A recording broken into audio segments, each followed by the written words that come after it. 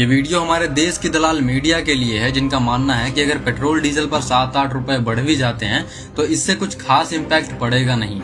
वैसे अगर ऊपर से देखा जाए तो 7 रुपए के इजाफे से कोई बहुत बड़ा फर्क नहीं पड़ता। अब ये वीडियो देखने के बाद मुझे ये चीज तो पता चल गया कि ये भी अपने पिताजी की तरह चौथी फेल है, जिसको ये तक नहीं मालूम है कि सिर्फ पेट्रोल डीजल के दाम बढ़ने से कितने चीजों पर इम्पैक्ट पड़ता है। सबसे पहले तो ट्रांसपोर्ट महंगा होगा। ट्रक, बस, ऑटो, कैब, हर एक चीज का फ्यूल कॉस्ट बढ़ जाता है। सब्जी और राशन के सामान भी महंगे हो जाएंगे, क्योंकि सामान को एक सिटी से दूसरे सिटी तक ले जाने में ट्रक का यूज होता है और ट्रक में डीजल ही यूज होता है। ऑनलाइन डिलीवरी चार्जेस भी बढ़ जाएंगे। Amazon, फ्लिपकार्ट, स्विगी, जोमेटो, हर एक प्लेटफॉर्म का डिलीवरी चार्ज तुरंत बढ़ जाएगा, क्योंकि डिलीवरी करने में जिन व्हीकल्स का यूज होता है वो फ्यूल पर ही चलते हैं। अब देखो, इसका सबसे बुरा इम्पैक्ट किसानों पर भी पड़ेगा। फ्यूल के दाम महंगे होने और फ्यूल ना मिलने की वजह से किसान खेती तक नहीं कर पाएंगे, क्योंकि ट्रैक्टर में भी फ्यूल ही यूज होता है। इन्फ्लेशन बढ़ता जाएगा और धीरे धीरे हर एक चीज महंगी हो जाएगी। जब तक मोदी जी पीएम नहीं बने थे, तब अगर डीजल पेट्रोल के दाम 1 रुपए भी बढ़ जाते थे तो वो सीधा आकर खुला मीडिया के सामने बोलते थे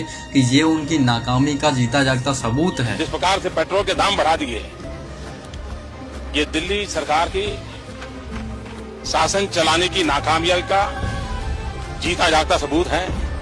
अभी सिर्फ 11-12 दिन के अंदर 8 रुपए डीजल पेट्रोल महंगा हुआ है। मोदी जी, ये आपके नाकामी का जीता जागता सबूत है। और ये लोग हमारे देश के सबसे बड़े कलंक हैं, जिनको पत्रकारिता करने के साल में 10 से 12 करोड़ रुपए मिलते हैं। और पत्रकारिता के नाम पर इनको सिर्फ मोदी सरकार की तारीफें करना, मोदी सरकार के तलवे चाटना और ऑपोजिशन को नीचा दिखाना, बस यही आता है। मैं हमेशा बोलता हूँ कि देश का बेड़ा गर्क करने में अगर सबसे बड़ा हाथ किसी का है तो वो हमारे देश की दलाल मीडिया का है।